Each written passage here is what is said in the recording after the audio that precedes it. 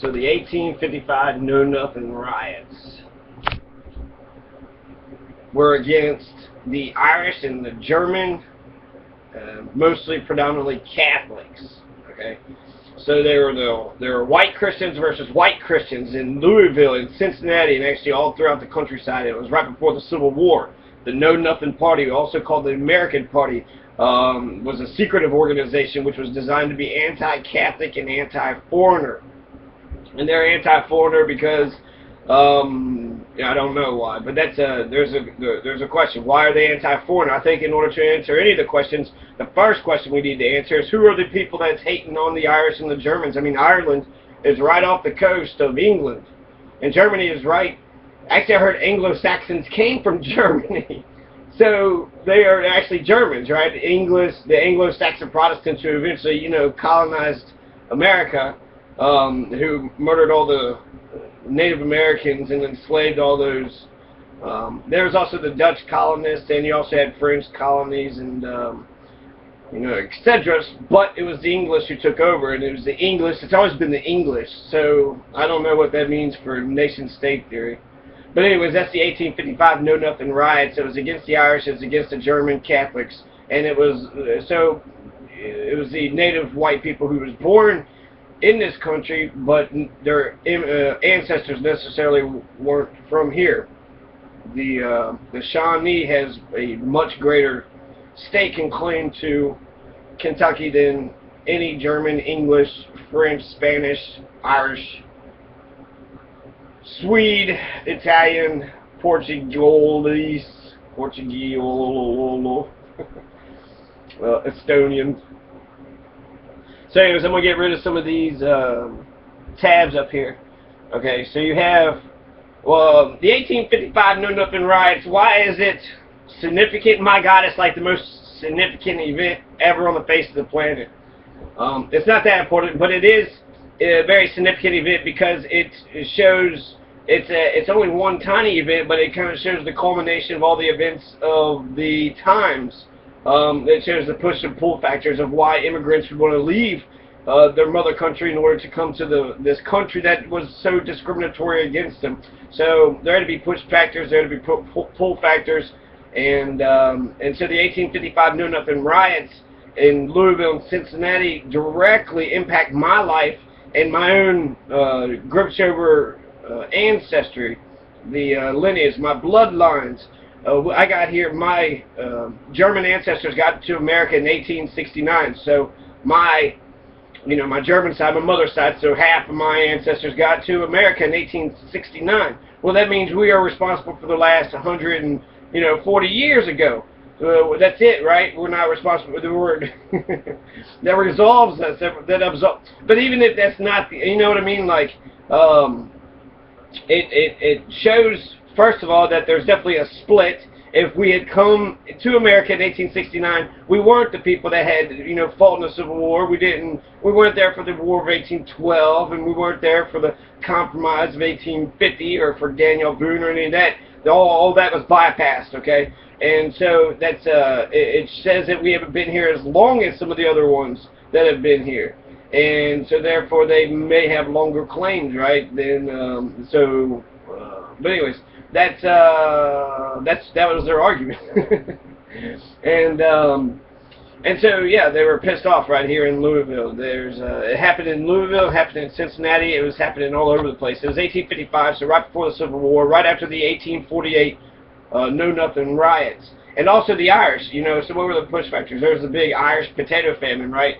And I'm going to get to the potato famine after I knock out this Cincinnati riots. I might not actually knock that out anytime soon. So, okay, I'll open up a new tab.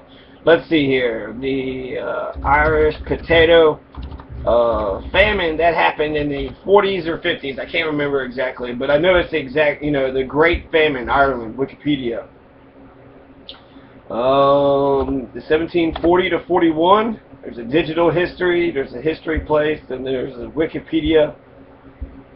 Usually Wikipedia is pretty good, but it's not perfect. It's run by humans, and humans make mistakes, right? And the Great Famine was a period of mass starvation, disease, and immigration in Ireland between 1845 in 1852. So the late 1840s, really, right? But a little bit in the 50s. So 40s and 50s was right. But the late 1840s. So you see, what do you have going on in the world? You have the 1848 revolutions just happened. Karl Marx wrote his Communist Manifesto, and then you got like 50 countries, starting in France and Germany, and some I even think in Colombia or Brazil or Peru, or some of the colonies in the Americas were revoluting. They're rebelling against their authoritarian. There's nationalism, right? They were becoming Germans and French people, and they were wanting to. And so they were over, there's a bunch of reasons why they were trying to fight against the oppression. There's, de facto slavery, and there's peasantry, and there's no representation, no democracies, and so the Great Potato Famine happened in 1845 to 1852. Summer of 1845, the blight of unusual character devastated Ireland's potato crop, the basic staple in the Irish diet. And actually, the potato, wasn't it found in America? They took the potato? I don't know. I think so, yeah. The potato and tomato were both found in America. So actually, the Irish, the farming in America, the United States, was more advanced than in Ireland. Once they found the potato, they took on it and they said, well, this is such a great, source of nutrients and vitamins and minerals. We're going to just base our entire livelihoods on this. We're going to stake everything on this potato. This is the most important crop ever invented in the world, ever, for any reason. The Know Nothing Party would be Millard Fillmore. The Whig Party would be Henry Clay. And the reason why I'm saying this is because, to be honest, like, the only point of learning history is to learn how it applies for today. And the Republican Party is fucked. They're defunct, right? You got the John Boehner Party, the Mitch Party, the Rush Limbaugh Party. You got all the. It's all in chaos. It's all in disarray. Whoever wins elections is whoever's going to, be the de facto leaders. They're corrupt, right? So basically, they'll just, if it takes being moderate Democrats and Mitt Romney-ish, they'll do that. If it takes being libertarian, they'll do that. If it takes being Whig, if it takes being a know-nothing party, and I think the appeal of the know-nothing party is actually going to go up because there is racism, inherent racism, but at the same time it's sort of a way to unite the whites and blacks, right, against the Mexicans or against the Chinese or the Canadians or any immigrants that want to come into this country, which is a nation of immigrants. Started, foundation was what, 100 different Native American tribes. So automatically there's not one group of people that can lay claim to it. No race, no nation, no nationality, no tribe, no anything, really. So, and it's beautiful. That's wonderful. It's not, it's both a melting pot and a salad bowl, right? You bring in your own ideas, and then whatever works. We're the culmination of whatever works. There's America's motto, right? So yeah. So the 1855 Know Nothing riots, absolutely. My German ancestors come in here in 1869, and how were they treated in 1869? They were coming in northern Kentucky in Sanford Town, which was a German town. So they're around a Catholic church. They were living around people that spoke German and spoke like them, and they bought land, and they were raising farm, and they had, they were raising farm products and crops and selling those to the market, selling those to the to the city. So that's how they made their living. That's what they came here. They were doing. And so how were they treated, when they first got here? And because they were speaking German, they spoke Plattdeutsch. They spoke a different language. They were living, amongst themselves in an enclave, like a little Germany. Sanford Town was a little Germany, a German town. And it was also the site of the first fire department and school of Kenton County. Kenton County, home of William Justice Goebel, Kenton County Kaiser, the man who, eventually gets his head blown off in the 1900 in January. So he gets his head shot off, right? Well, he dies like 3 days later after they declare him governor, give him de facto. He passed some things. He actually passed a couple things. But basically just honorary, and then he was dead. So they murdered the Kenton County Kaiser, the German Kentuckian who fought for New Deal measures against the corporations, fought for the working class person, fought for the farmer, fought for the average common man. That was his last words right before he dies, right? You know, he was eating an oyster and he was about to choke on it, and then, you know, he's like, ah, these damn oysters. And he was like, well, since I'm going to die here, I'm going to say this one last thing. Always be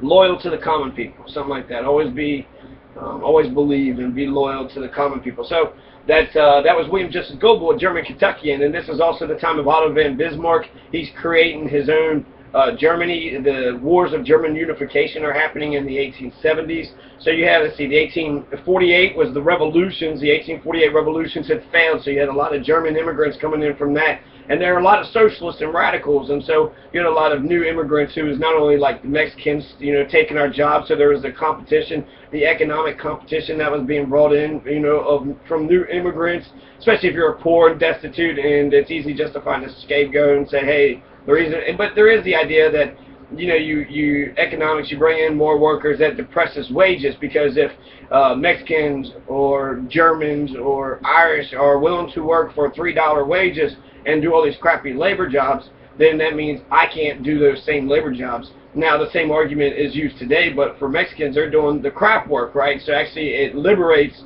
white folks or whoever the native is to do bigger and better things. You know, who wants to wash dishes for $5 an hour? And since you're not fighting for that job, that gives somebody else, you know, that job, and then they could, you know. So I don't know. Maybe that job shouldn't even be legal, since if $5 an hour, who can make a living off of that? But anyways, that's the argument. So there's an economic argument against it. They're saying that the Germans are taking our jobs, the Irish are taking our jobs. So again, this is white Christians against white Christians. How close are these? The Ireland is right off the coast of England, and actually Great Britain encompasses Ireland. So Irish are English, right? They're the same country. If you look at, like, you know, the big picture. But obviously they're not. I believe in a 4-state solution when it comes to Great Britain, right? So the Irish also were predominantly Catholic, and a lot of the Germans were Catholic, but not all of them were Catholic.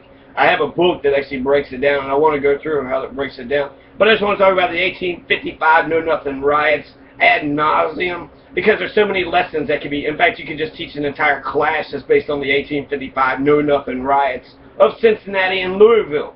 You know, that's something that connects the two cities. They're sister cities, right down the way, right? All the crap and all the shit of fucking.